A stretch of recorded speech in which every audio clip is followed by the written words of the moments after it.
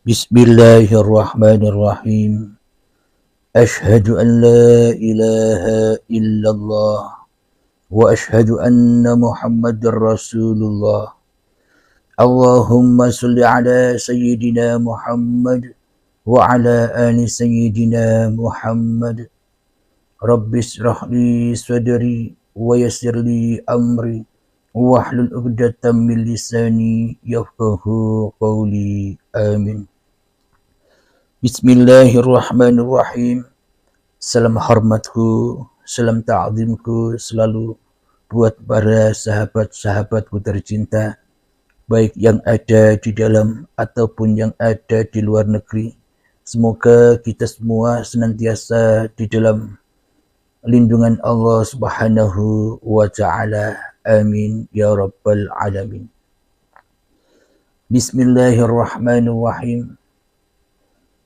Kita ketahui semua cerita-cerita pagelaran yang ada di dalam Al-Quran. Sejak Adam diciptakan sehingga muncullah malaikat dan serta muncullah iblis atau syaitan. Alhamdulillahirabbil alamin.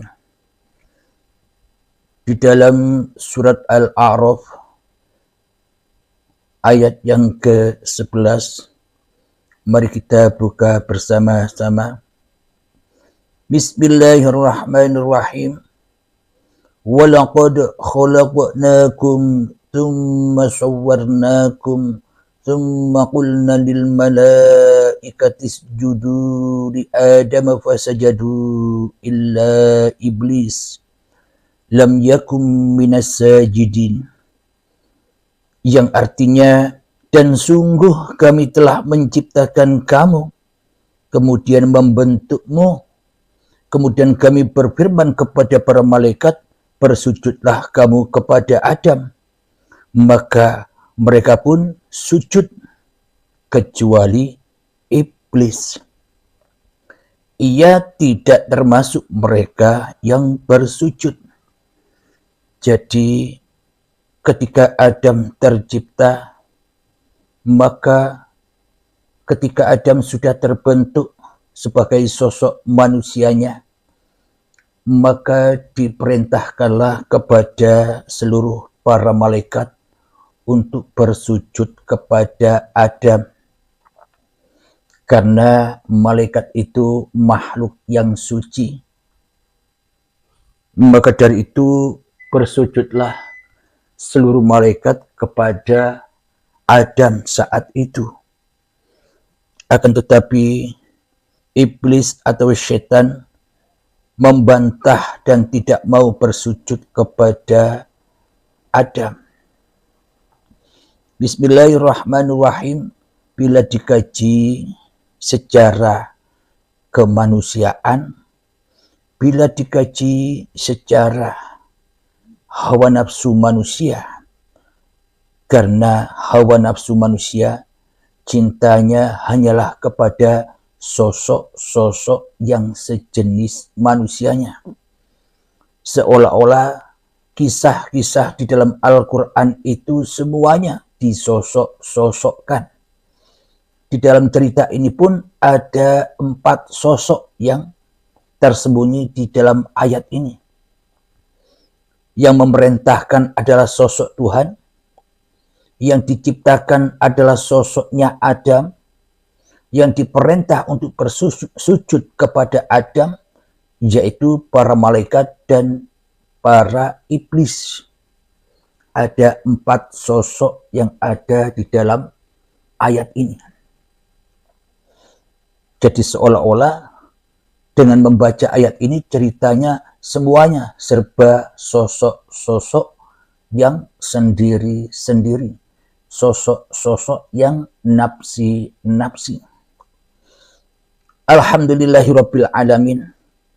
Disinilah kami menggali makna yang sesungguhnya di dalam ayat ini. Makna yang sebenar-benarnya di dalam kiasan atau sanepan atau makna mutasyabihatnya, makna yang tersembunyi di dalam ayat ini. Jadi yang dimaksud Adam di sini seluruh manusia selama ini bila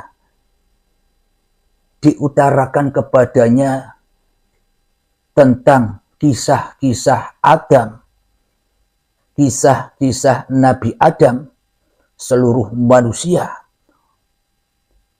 bahkan para pembesar-pembesar agama, mursyid-mursyid, tuan guru, para habaib, para alim ulama, para kiai, para ustadz, para guru, dan seluruh manusia pasti bila bercerita tentang kejadian sosok Nabi Adam, pasti yang disangka di dalam setiap hati manusia, termasuk hati saya, maka pasti yang dimaksud adalah kisah-kisahnya, sosok-sosoknya Nabi Adam, yakni manusia yang dicipta, manusia yang pertama kali dicipta oleh Allah. Akan tetapi makna yang sesungguhnya di balik ini, Adam itu bukan suatu sosok manusia. Adam di sini adalah kebalikan dari sifat wujudnya Allah. Allah wujud, kita baka. Allah yang wajib wujud. Allah yang wajib ada. Dan kebalikan sifat wujud adalah Adam, yakni tidak ada, tidak wujud, tidak nyata. Jadi di paparan uripe Allah inilah, yakni tidak menisahkan sosok-sosoknya lagi. Akan tetapi seluruh manusia, seluruh para malaikat, dan seluruh para iblis dan syaitan itu sesungguhnya Adam. Sesungguhnya tidak ada. Sesungguhnya bukan apa-apa dan bukan siapa-siapa. Kenapa? Karena yang ada hanyalah Allah. La ilaha illallah. Sebagai penggelar, pagelaran yang ada di dunia ini. Sebagai penggelar, pagelaran kisah-kisah yang ada di dalam Al-Quran. Alhamdulillahirabbil alamin. Apa buktinya bila sosok Adam ini bukan sosok manusia, yakni sosok Nabi Adam? Apa buktinya bahwa Adam ini maknanya bukan sosok, akan tetapi Adam itu maknanya yang tidak ada. Awalnya wujud kan asal dari tak wujud. Manusia sekarang ini wujud berawal dari Adam. Adam tak wujud. Maka diciptakan oleh Allah manusia ini, maka wujudlah manusia. Apa dalilnya? Apa buktinya bahwa sesungguhnya yang dimaksud Adam ini, ketiadaan Adam ini bukan apa-apa dan bukan siapa-siapa? Bukti dalilnya mana? Bukti dalilnya adalah, coba kita buka di dalam surat Al-Insan ayat pertama. Al-Insan ayat pertama, surat Al-Insan ini surat dari Allah untuk seluruh manusia. Bismillahirrahmanirrahim. Hal ata 'alal insani hinum minad dahri lam yakun syai'an madhkura. Yang artinya, bukankah pernah datang kepada manusia waktu dari masa yang ketika itu belum merupakan sesuatu yang dapat disebut. Coba kita hayati. Dulu pernah datang kepada seluruh manusia waktu dari masa yang ketiga itu belum merupakan sesuatu yang dapat disebut. Seumpama ilustrasinya, logikanya, saya berusia 50 tahun, saya wujud berada di dunia ini terlahir sejak 50 tahun yang lalu. Wujud saya ini 50 tahun yang lalu sebelum saya terlahir ke dunia ini kan tidak ada sesebutannya. Tidak ada sesebutan manusianya. Tidak ada sesebutan nama Abdul Halimnya. Coba hayati masing-masing hati kita. Coba hitung usia Anda dan Anda kembali ke masa umur Anda berapa saat ini. Itulah bukti ayat atau surat Al-Insan ayat pertama ini. Bukankah pernah datang kepada manusia waktu dari masa yang ketiga itu belum merupakan sesuatu yang dapat disebut. Kita tak bisa menyebutkan di dalam diri kita bahwa kita ini manusia. Waktu itu 50 tahun yang lalu aku Abdul Halim tidak dapat menyebutkan diriku sendiri bahwa diriku adalah manusia. Aku tidak bisa menyebutkan namaku sendiri bahwa namaku adalah Abdul Halim. Itulah yang dimaksud Adam itu. Bukan apa-apa dan bukan siapa-siapa. Inilah yang dimaksud ketika ketiadaan diri manusianya. Maka nyatalah Tuhan yang menghidupi manusianya. Sejak saat dari tanah dulu. Kemudian cikal bakalnya badan ini diproses dengan uripi Allah. Diperjalankan dengan uripi Allah. Dijaga, dipelihara, dicukupi oleh uripi Allah. Sehingga dari tanah diperjalankanlah tanah menuju menjadi tumbuh-tumbuhan. Tumbuhan apa saja. Kemudian dengan uripi Allah dipeliharalah tumbuhan ini, dijagalah tumbuhan ini, dicukupilah Tuhan. Tumbuhan ini dikasih sayangilah tumbuhan ini sehingga tumbuhan dari benih atau biji-bijian hingga menjadi tumbuh-tumbuhan dan hingga menjadi menghasilkan buah-buah yang terlahir dari tumbuh-tumbuhan itu. Ada buah-buahan, ada sayur-mayur, ada padi, dan sebagainya. Di dalam hasil tumbuh-tumbuhan itu, bersama uripi Allah lah semua itu berproses. Tanpa Allah, tanpa hidup, tanpa hayatullah, tanpa uripi Allah, maka tak akan pernah ada proses. Kemudian diproses lagi dari hasil tumbuhan itu, yakni buah-buahan, sayur-mayur, dan padi, dimakankan oleh uripi Allah, dimakankan oleh hidup yang ada pada calon-calon kedua orang tua kita. Kedua orang tua kita yang dihidupi oleh Allah. Kedua orang tua kita yang ditiupkan ruhullah. Dengan ruhullah lah, dengan hidupnya Allah lah pun sama.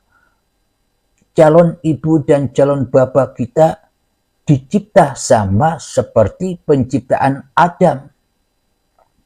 Sama diciptakannya, dihidupinya. Sama pula kisah-kisahnya, perjalanannya dengan diri kita. Nanti pun anak-anak kita, cucu-cucu kita perjalanannya pun sama. Kemudian setelah dimakankan kepada badan-badan calon kedua orang tua kita, diproseslah hasil makanan dan minuman itu, hasil buah-buahan, sayur mayur dan padi diproses, akhirnya menjadi saripati makanan, sehingga menjadi sel sperma dan sel telur. Bila tak ada uripi Allah, maka tak akan ada proses. Jadi hidup yang kita miliki selama ini, itu sama dengan hidup yang saat cikal bakal badan yang dari tanah itu ada. Sejak dari tanah sampai menjadi sel sperma dan sel telur, hingga ketemu kedua orang tua kita, hingga mentransfer pertemunya sel sperma dan sel telur, akhirnya menjadi gumpalan darah. Semua proses itu diproses oleh uripe Allah. Inilah yang dimaksud Adam itu. Maknanya pengakuan kita sebagai manusianya masih tak ada. Pengakuan kita yang bernama Abdul Halim dan nama-nama Anda semua wahai manusia itu belum ada. Maka dari itu diingatkan oleh Allah di dalam surat Al-Insan ayat pertama, bukankah pernah datang kepada manusia waktu dari masa yang ketika itu belum merupakan sesuatu yang dapat disebut. Inilah bukti ayatnya bahwa yang sesungguhnya diceritakan di dalam Al-Quran itu, Adam itu bukan Adam sosok manusia, tapi Adam itulah seluruh manusia, dari manusia yang pertama sampai akhir zaman. Itulah berawal dari Adam, dari ketiadaan, dari bukan apa-apa dan dari bukan siapa-siapa. Kemudian diperjalankan lagi oleh uripe Allah menjadi gumpalan daging. Diperjalankan lagi menjadi janin.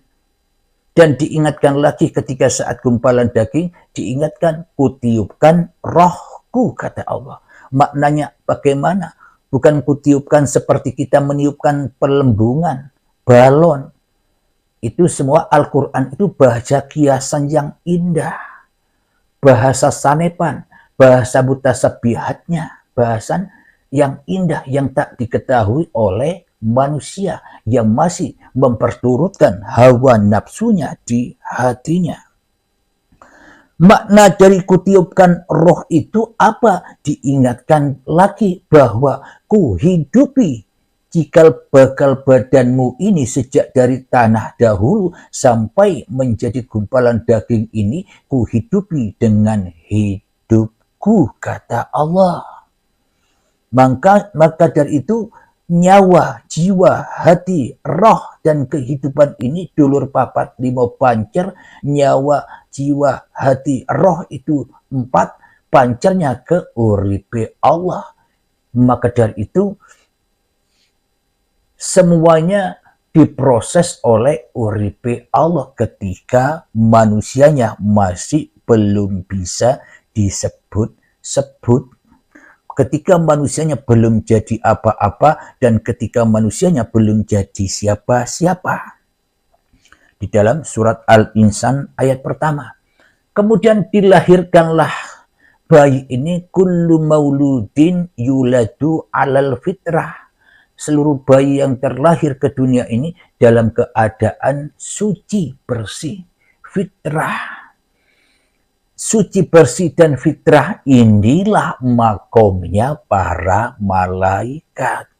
Jadi kita dulu waktu terlahir ke dunia ini, ketika belum kedatangan akil baligh tiba, sebelum kedatangan manusia makan buah khuldi, makan buah terlarang, itulah malaikat kecil. Ketika kita saat sebelum datangnya akil baligh tiba, seluruh manusia itulah yang dimaksud malaikat yang bersujud kepada Adam.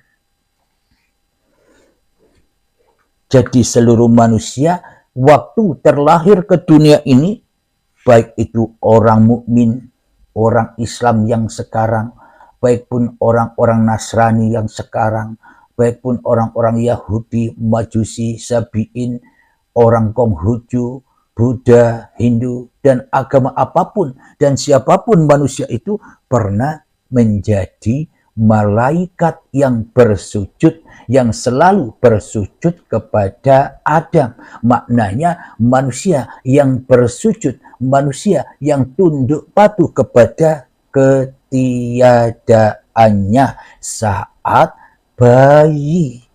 Maka dari itu lambangnya kullu mauludin yuladu alal fitrah. Kenapa kok dimaksud kita pernah menjadi malaikat yang suci? Karena di dalam bayi itu kita masih belum bisa mengakui bahwa hidup ini hidupnya kita. Saat bayi dahulu kita tidak bisa mengaku-akui di dalam hati kita bahwa badan ini badannya kita. Apalagi perbuatan, apalagi pergerakan, tangis dan tawa di dalam bayi pun belum bisa kita akui sebagai kebahagiaan dan kesedihan. Kenapa? Karena kita masih jadi malaikat yang bersujud kepada Adam, yakni manusia yang sujud kepada ketiadaannya. Belum ada manusianya di dalam setiap hati manusianya. Kenapa? Karena yang ada hanyalah yang maha suci.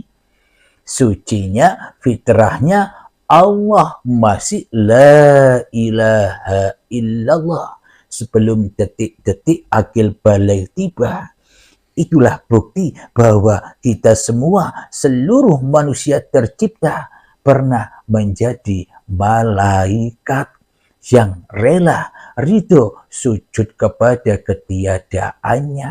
Kullu mauludin yuladu alal fitrah. Inilah bukti bahwa manusia yang diceritakan di dalam Al-Quran, bersujudlah wahai para malaikat kepada Adam, maka sujudlah para malaikat itu. Inilah lambangnya. Dikatakan malaikat itu sebanyak manusia.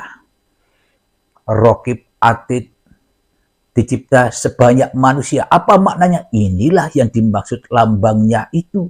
Manusia pernah menjadi malaikat ketika manusianya belum bisa mengaku-akui bahwa hidup ini hidup manusianya, bahwa badan ini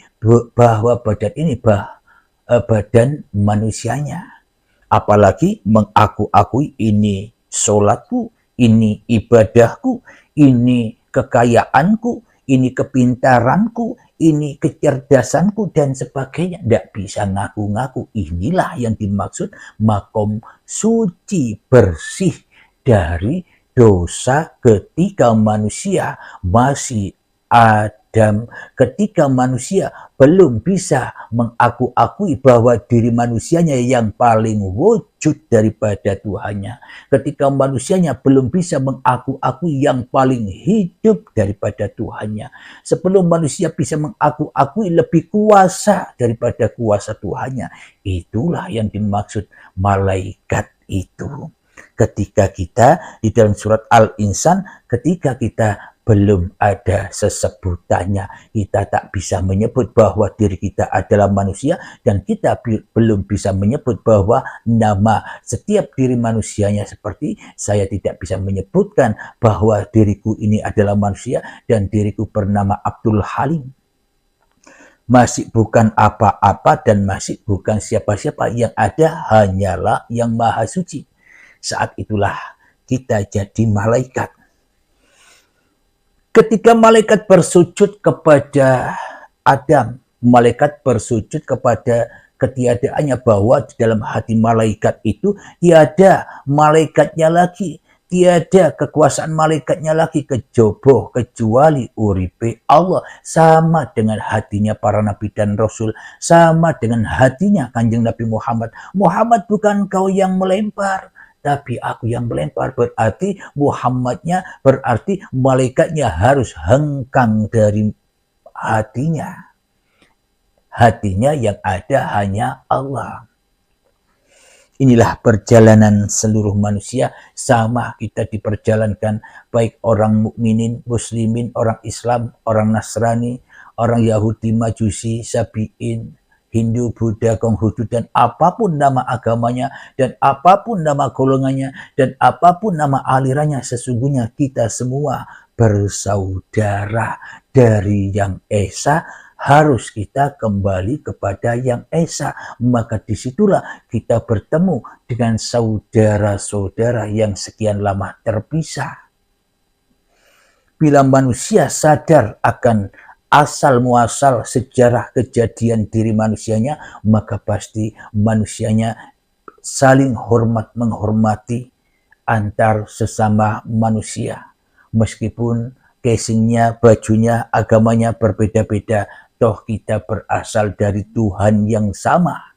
Tak ada Tuhan lagi selain yang menciptakan diri kita. Tak ada Tuhan lagi selain hidup yang menghidupi diri kita. Apa buktinya bahwa hidup ini Tuhan? Apa buktinya bahwa hidup inilah uripe Allah? Bismillahirrahmanirrahim. Allahu la ilaha illa huwal hayyul qayyum. Allah, tiada Tuhan yang berhak disembah. Dialah hidup yang menghidupi seluruh manusia, hidup yang mengurus seluruh ciptaannya. Inilah bukti dalil ayatnya bahwa hidup inilah Tuhannya seluruh manusia. Tanpa hidup manusia tak tahu apa-apa. Tanpa hidup manusia tak tahu siapa-siapa. Siapa dirinya, siapa namanya tak akan pernah tahu tanpa uripe Allah. Inilah bukti nyatanya bahwa Allah menggelar, menghidupi seluruh umat manusia, memperjalankan seluruh umat manusia. Wallahu khalaqakum wa ma ta'malun. Allah lah pencipta dirimu dan Allah pula lah yang menciptakan apapun dan apapun yang kamu perbuat. Inilah bukti bahwa hidup inilah Tuhannya seluruh manusia. Tuhan yang nyata, Tuhan yang jelas, Tuhan yang bisa mewujudkan apa-apa, dan Tuhan yang bisa mewujudkan siapa-siapa. Coba kita hayati bersama. Tanpa Allah, tanpa Tuhan, apakah kita tahu bahwa kita adalah manusia? Tanpa Allah, tanpa uripe Allah, apakah kita tahu bahwa kita ini bernama manusia dan bernama Abdul Halim dan nama-nama Anda sekalian? Bila Anda tak hidup, apakah mungkin Anda tahu bahwa Anda hidup? Bila kita tak hidup, apakah kita tahu nama-nama diri kita? Jadi kehidupan dan apa-apa serta siapa-siapa dan siapapun nama kita itu bersumber dari yang suci. Bila manusianya belum mengaku-akui bahwa hidup dan badan ini adalah hidup dan badan milik manusianya. Sehingga Allahnya yang Adam, manusianya yang merasa jadi Tuhan. Seperti sekarang ini ketika detik-detik akil balik tiba sampai setua ini, manusianya telah lama ingkar, manusianya telah lama menjadi Tuhan di dalam hawa nafsunya, sehingga Allah yang wujud ditiadakan, Allah yang hidup dimatikan, Allah tak berguna lagi bagi manusia yang merajalela, merampas-rampasi, membegal-begali kekuasaan Tuhannya. Manusia telah membegal hidup Tuhannya. Manusia telah membegal zahir atau badan-badan ciptaan Tuhannya, diaku-akui milik manusianya. Manusia membegal kekuasaan Tuhan atas dirinya, semuanya dibegal. Sifat-sifatnya Allah diaku-akui sebagai sifatnya manusianya.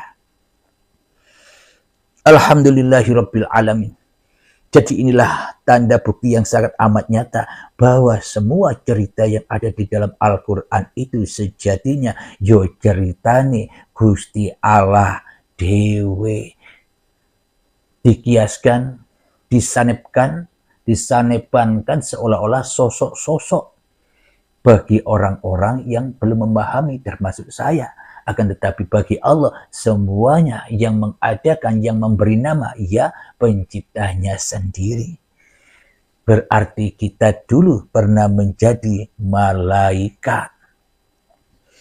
Akan tetapi ketika detik-detik akil balik tiba, kita tidak boleh atau kita dilarang mendekati pohon ini, yakni kayu khuldi, kayu kelanggengan, kayu keabadian. Apa? Ketika kita mengaku-akui bahwa hayun, kayu hidup ini adalah milik kita dan badan ini adalah milik kita. Inilah Adam dan Hawa memakan buah terlarang. tidak boleh mengaku-akui bahwa hidup dan badan ini milik manusianya, tapi Adam dan Hawa mengaku-akui bahwa hidup dan badan ini milik manusianya. Maka setelah itu, maka jadi setan. Habis jadi malaikat yang suci, setelah akil balik tiba dibujuk rayu oleh setan, akhirnya manusianya yang tadinya jadi malaikat ganti menjadi setan. Maka setan, iblis diturunkan, diusir dari surganya Allah, diturunkan ke dunia ini, hingga manusianya berkeluh kesah, sulit di dalam mencari kebutuhan-kebutuhan hidupnya. Disuruh cari sendiri, disuruh daya upaya sendiri, disiksa-siksa untuk mencari kebahagiaannya sendiri-sendiri. Kenapa? Karena sudah makan buah khuldi. Kenapa? Karena sudah ngaku-ngaku jadi Tuhan di dalam masing-masing hatinya. Itulah yang dimaksud manusia yang awalnya jadi malaikat, ketika makan buah khuldi akhirnya jadi setan, jadi api di dalam hawa nafsunya, masuk neraka.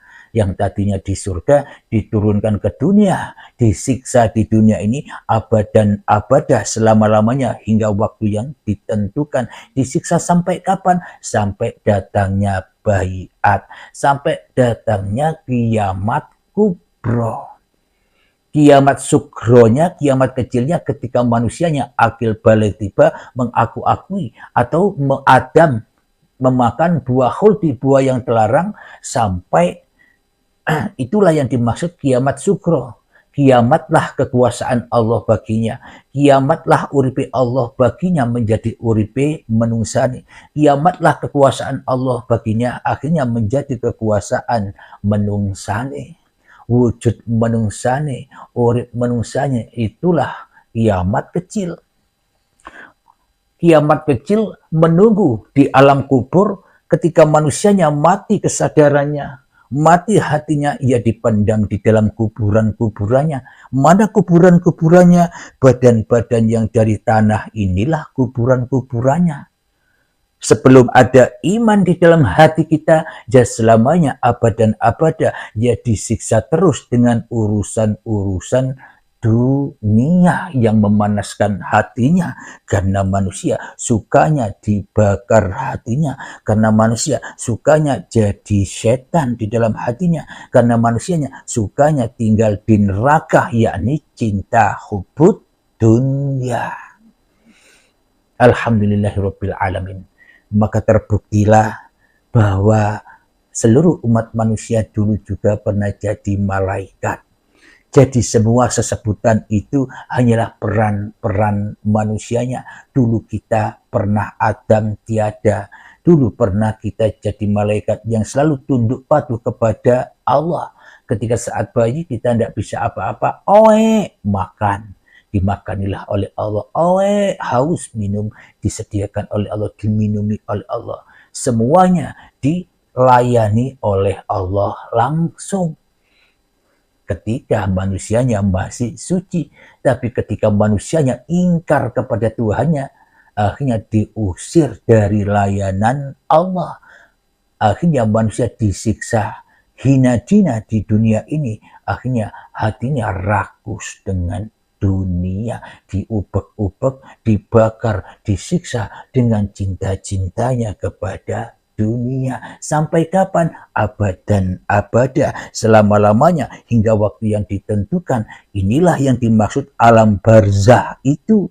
Alam barzah yang katanya matahari sedepah. Maknanya alam barzah, matahari, panasnya matahari sedepah, ya panasnya hati kita itu loh yang sedepah, yang selalu memanasi pikiran hati kita untuk mencari dunia, takut kepada dunia, takut miskin, takut jatuh kekayaannya, takut jatuh pangkatnya, jatuh jabatannya, jatuh kehormatannya. Inilah yang dimaksud alam barzah itu, hidup penuh dengan ketakutan. Digambarkan saat alam barzah besok, saking panasnya dekatnya matahari sedepat dengan badan kita, sehingga keringat kita banyak sampai setumit semata kaki, sampai ke dengkul, sampai ke pusar, sampai ke pundak, hingga kadang menenggelamkan kita, kita tenggelam dengan keringat kita sendiri. Inilah makna alam barzah itu. Saat di dunia ini kita jauh dari Allah, maka kita tenggelam di dalam keinginan, cita-cita, hawa nafsu kita sendiri, karena kita jauh, lupa, tersesat di dunia ini. Inilah alam barzah yang katanya nanti itu. Sungguh indah, sungguh sempurna bahasa-bahasa Al-Quran itu, yang mana manusia tak tahu maknanya kecuali Tuhan yang menciptakannya. Manusia-manusia yang dikehendaki Tuhannya. Kalau manusia dikehendaki Tuhannya, sudah hangus manusianya. Yang ada hanyalah Tuhannya, karena manusianya rela, ridho, kembali kepada keadamannya. Jadi malaikat lagi suci, bersih dari yang selain Allah. Maka sujud terus kepada Adam, sujud terus kepada ketiadaannya, yang ada hanya Allah. Sampai hari kiamat manusia disiksa, sampai sakaratul maut tiba, sampai manusia kembali kepada Tuhannya. Ketika saat dibaiat, dimatikan, mutu qoblal maut. Alhamdulillahirrabbilalamin.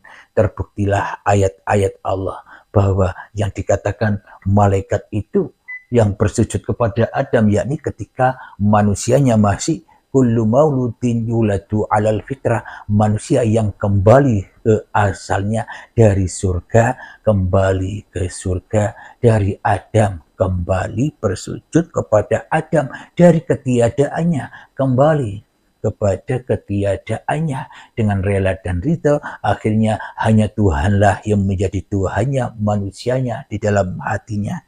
Maka nyatalah wujudullah, nyatalah uripe Allah, dan nyatalah kekuasaan Allah atas dirinya. Maka terabadilah Muhammad, bukan kamu yang melempar, tapi aku yang melempar. Itulah bukti imannya para nabi dan para rasul yang selalu suci, bersih dari kemanusiaannya. Alhamdulillahirrabbilalamin. Semoga saya khususnya dan semoga kita semua, kita sama-sama belajar di paparan uripe Allah ini. Semoga kita selalu mendapatkan petunjuk-petunjuk dari Allah Subhanahu wa Ta'ala. Amin ya rabbal alamin. Bila demikian, kami mohon undur diri dulu. Akhirul kalam. Assalamualaikum warahmatullahi wabarakatuh.